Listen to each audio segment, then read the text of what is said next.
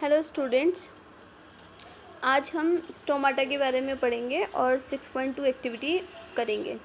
ठीक है, तो सबसे पहले मैं आपको ये स्टोमाटा स्टोमाटा एक्चुअली होता क्या है। लीव्स के ऊपर छोटे छोटे पोर्स यानी कि छेद होते हैं।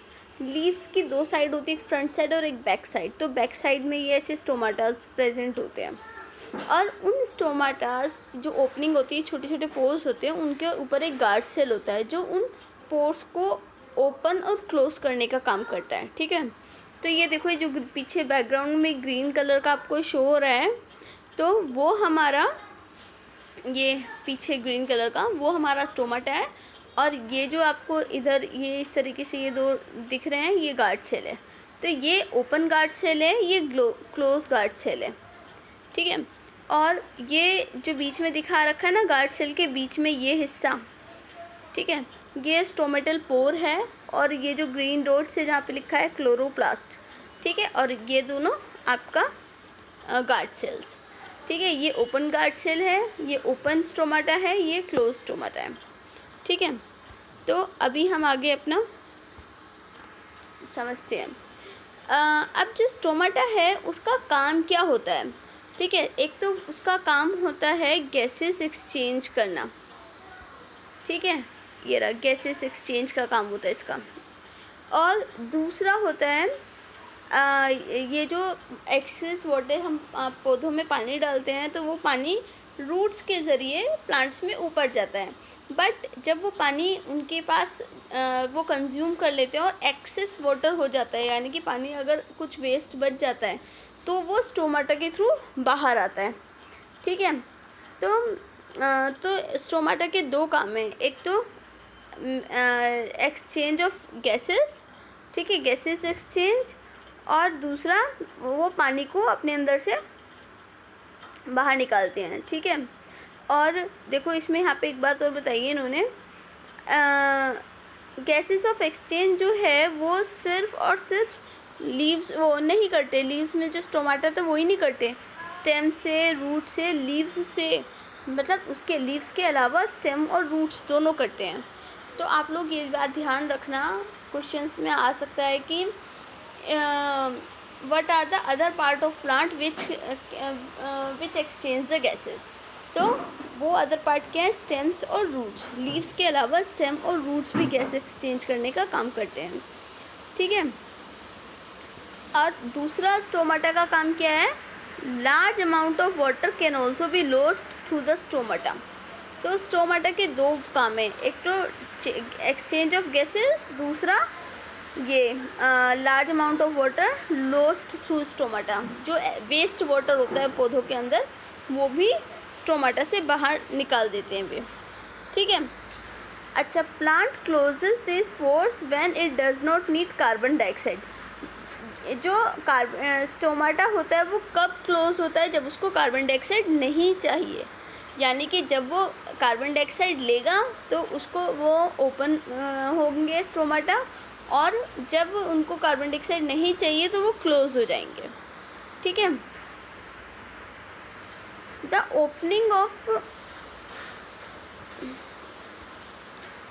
Opening and closing of the pore is a function of guard cell. जो ये है ना, स्टोमाटा की ओपनिंग और क्लोजिंग जो होती है वो कौन करता है, वो गार्ड सेल करते हैं। Guard cell swells when water flows into them. जब उनके अंदर पानी जाता है तो वो क्या हो जाते हैं, थोड़े से स्वेल हो जाते हैं, फूल जाते हैं, कॉजिंग स्टोमाटा पोर ओपन। तो जिसकी वजह से स्टोमाटा ओपन हो जाता है। जब हम पौधों में पानी डालते हैं, मॉर्निंग के टाइम में हम पौधों में पानी डालते हैं, फिर वो पानी पौधों के थ्रू ऊपर जाता है, तो जो स्टोमाटा होता है वो स्वेल हो जाते हैं क्योंकि उनमें पानी भर जाता है। ठीक है ना, तो फिर वो पोर्स को ओपन कर देते हैं जिससे कि पौधों में जो कार्बन डाइऑक्साइड है उसका फ्लो हो सके। ठीक है, फिर डे टाइम में वो कार्बन डाइऑक्साइड को लेते हैं पौधे। ठीक है ना, फिर हम क्या करते हैं, वो जब पौधों का खाना बनाने का काम ख़त्म हो जाता है तो धीरे धीरे वो अपने अंदर से एक्स्ट्रा वाटर को एक्सपेल कर देते हैं, बाहर निकाल देते हैं, एलिमिनेट कर देते हैं। तो जब वो पानी एलिमिनेट हो जाता है तो अपने आप जो पोर्स होते हैं वो बंद हो जाते हैं, वो श्रिंक हो जाता है। जो पोर है तो वो बंद हो जाएगा शाम तक, तो फिर शाम को उनको कार्बन डाइऑक्साइड की ज़रूरत ही नहीं पड़ती, ठीक है ना। तो आपको इतना समझ में आया, इसमें हमने क्या क्या पढ़ा कि गार्ड सेल क्या होता है, स्टोमेटल पोर क्या होता है, और जो स्टोमेटा का काम होता है, दो काम होते हैं स्टोमेटा के, एक तो गैसेस एक्सचेंज करना और एक्स्ट्रा वाटर को अपने अंदर से एलिमिनेट करना, ठीक है। फिर गैसेस एक्सचेंज करने का काम सिर्फ लीव्स नहीं करती, रूट्स और स्टेम्स भी करते हैं, ठीक है। इसके अलावा इसकी जो स्टोमेटल पोर्स की ओपनिंग और क्लोजिंग का काम है वो गार्ड सेल्स करते हैं। गार्ड सेल ओपन और क्लोज कब होते हैं, जब उनके अंदर पानी जाता है तो वो स्वेल हो जाते हैं, जिसकी वजह से वो ओपन हो जाते हैं, और जब उनके अंदर से पानी बाहर चला जाता है तो वो श्रिंक हो जाते हैं और स्टोमेटा बंद हो जाता है, ठीक है। तो ऐसे भी क्वेश्चन आएगा, तो इसमें कितने क्वेश्चन होंगे, what is the function of stomata, what is the function of guard cells, how guard cells open and closes, and write the name of other part of the plant which function as exchange of gases, वो gases exchange का काम भी करते हैं, ठीक है। तो आपको यहाँ से इतना समझ में आया। अब हम करते हैं activity 6.2।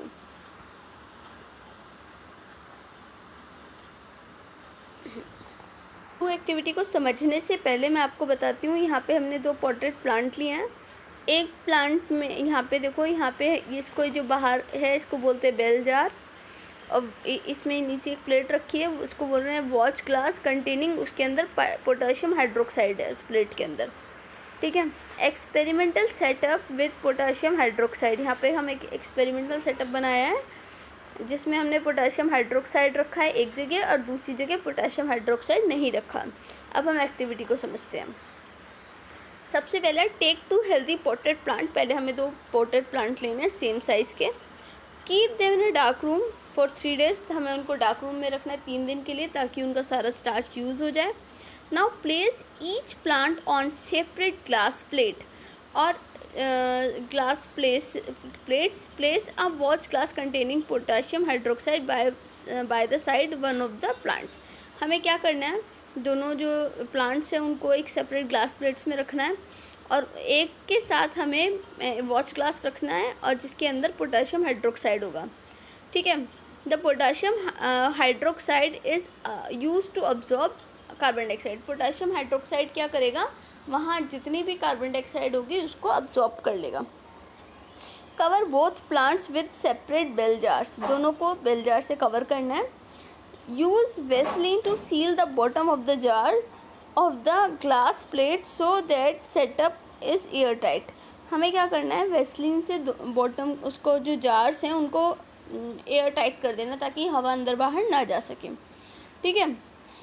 Keep the plants in sunlight for about 2 hours, हमें 2 घंटे के लिए इनको कहाँ रखना है, सनलाइट में रखना है। ये सब हमें उससे पहले करना है, जब हमने 3 दिन के लिए उनको डार्क रूम में रखा, सारा स्टार्च यूज़ हो गया, उसके बाद हमने उसमें एक पॉटेड प्लांट के साथ हमने पोटाशियम हाइड्रोक्साइड का वॉच ग्लास रख दिया ताकि उसका सारा कार्बन डाइऑक्साइड ख़त्म हो जाए, और उनको वेसलिन से एयर टाइट सील पैक कर दिया ताकि अंदर हवा ना आए जाए, और उसके बाद अब 2 घंटे के लिए हमने इनको फोटोसिंथेसिस के लिए रखा है।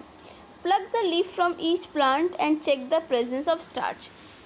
स्टार्च की प्रेजेंस कैसे चेक करते हैं वो आपको पता है कि पहले हम क्या करेंगे, 2 घंटे के बाद दोनों में से एक लीफ तोड़ेंगे और फिर हम उसमें स्टार्च की चेकिंग करेंगे। स्टार्च कैसे चेक करते हैं, स्टार्च चेक करने के लिए आपको सारे स्टेप्स बताएं क्योंकि हमने 6.1 एक्टिविटी में किया था।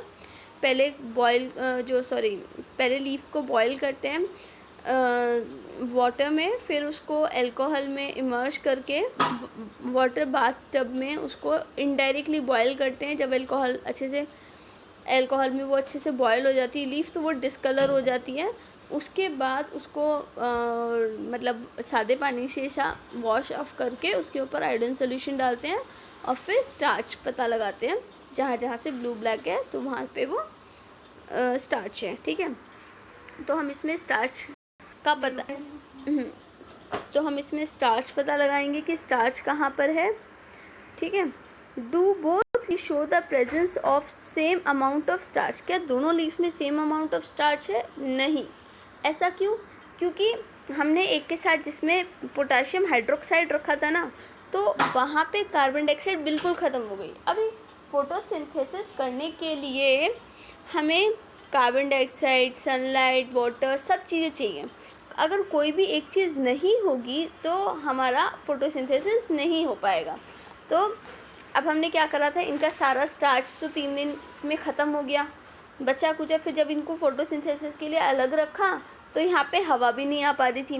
तो एक प्लांट के पास तो फिर भी क्या था, बचा कुचा कार्बन डाइऑक्साइड होगा, बट इसके पास तो बिल्कुल नहीं, क्योंकि इसने सारा कार्बन डाइऑक्साइड को कंज्यूम कर लिया पोटाशियम हाइड्रोक्साइड ने। What can you conclude from this activity? इस एक्टिविटी से आपको क्या पता चलता है?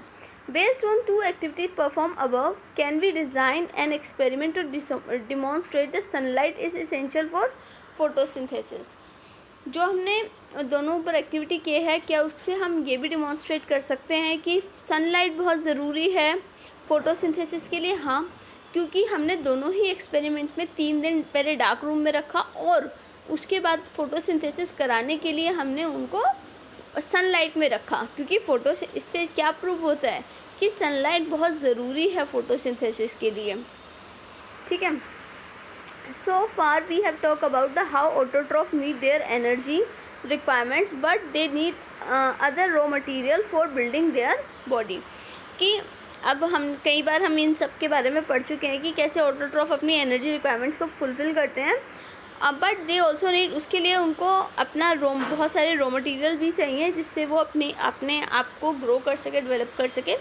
Water used in photosynthesis is taken up from the soil by the roots in terrestrial plants। जो भी हम वाटर यूज़ करते हैं, water used in photosynthesis, photosynthesis में जो भी वाटर यूज़ होता है वो सॉइल के द्वारा प्लांट्स में ऊपर जाता है रूट्स के ज़रिए। Other material like nitrogen, phosphorus, iron, magnesium are taken up from the soil. ठीक है। अब इन्होंने क्या बताया कि हम सॉइल से और कौन कौन सी चीज़ें लेते हैं।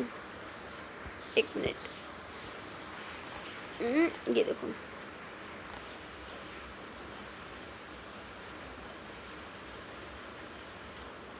हम जो अभी तक हमने जितनी भी क्लासेस में पढ़ा उसमें हमने water, carbon dioxide, sunlight, chlorophyll, इन सब की बात की है। पर प्लांट्स को और भी बहुत सारे रॉ मटेरियल चाहिए जो कि उनको सॉइल से मिलते हैं, और वो रॉ मटेरियल क्या है? ठीक है। तो जैसे नाइट्रोजन, फॉस्फोरस, आयरन, मैग्नीशियम, ये सब उनको सॉइल से मिलता है। नाइट्रोजन बहुत इसेंशियल है, बहुत ज़रूरी है, एलिमेंट है, use in synthesise of protein. तो नाइट्रोजन क्यों यूज़ होता है? प्रोटीन से को सिंथेसाइज करने के लिए, प्रोटीन बनाने के लिए। और ठीक है, तो यहाँ पे 2 क्वेश्चन है। सबसे पहले एक्टिविटी में से भी एक क्वेश्चन दूंगी मैं कि why do we put potassium hydroxide with 1 potted plant. ठीक है। फिर हमारा नेक्स्ट क्वेश्चन है, what are the other raw material which plant get from the soil. वो कौन से अदर रॉ मटेरियल जो उनको सॉइल से मिलते हैं? तो नाइट्रोजन, आयरन, मैग्नीशियम। ठीक है। And why is nitrogen is very essential for plants. Nitrogen बहुत ज़रूरी क्यों है प्लांट्स के लिए? तो nitrogen is very essential element for plants to synthesise protein. वो प्रोटीन को सिंथेसाइज करने के लिए यूज़ होता है, इसलिए। ठीक है। आई होप कि यहाँ तक आपको ठीक से समझ में आया होगा।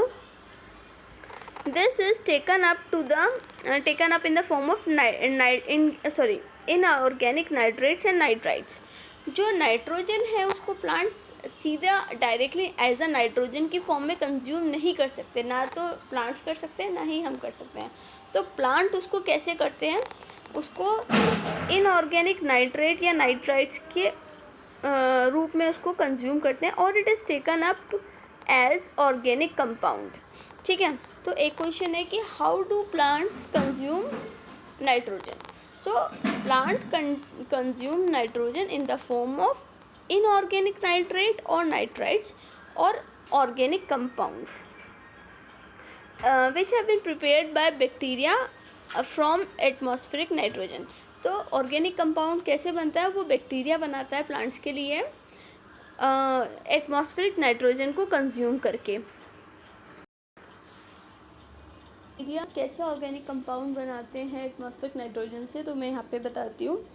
लेगुमिनस प्लांट्स कौन से होते हैं, जैसे दाल के पौधे, सोयाबीन के पौधे, तो उनको लेगुमिनस प्लांट बोलते हैं। तो उनकी जो रूट नूडल होती है, तो रूट नूडल यानी कि उनके जो रूट्स होते हैं, वहाँ पे एक बैक्टीरिया रहता है, उसका नाम होता है राइजोबियम।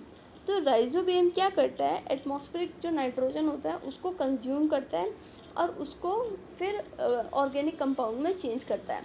तो इस तरीके से फिर जब वो ऑर्गेनिक कंपाउंड में कन्वर्ट हो जाती है वो नाइट्रोजन, तो उसको फिर पौधे कंज्यूम कर लेते हैं, क्योंकि वो जो लेगुमिनस प्लांट के रूट नूडल्स में ही रहता है। तो लेगुमिनस प्लांट जो होते हैं वो उस नाइट्रोजन को कंज्यूम कर पाते हैं, मतलब ऑर्गेनिक कंपाउंड की फॉर्म में। तो यहाँ पर जो ये लेगुमिनस प्लांट हैं उनको बहुत अच्छा रिसोर्स माना जाता है नाइट्रोजन के लिए। ठीक है, तो ठीक है, अभी हमारा यहाँ तक ख़त्म हो गया। नेक्स्ट वीडियो में हम हेट्रोट्रॉफिक न्यूट्रिशन के बारे में पढ़ेंगे। यहाँ से मैंने इस पेज से जितने भी क्वेश्चन पूछे हैं वो सब आप अच्छे से प्रिपेयर कर लेना, ये एक्टिविटी और ये सब कुछ। ठीक है, और आपको कोई प्रॉब्लम होगी तो मुझसे पूछ लेना। ओके बच्चे, बाय।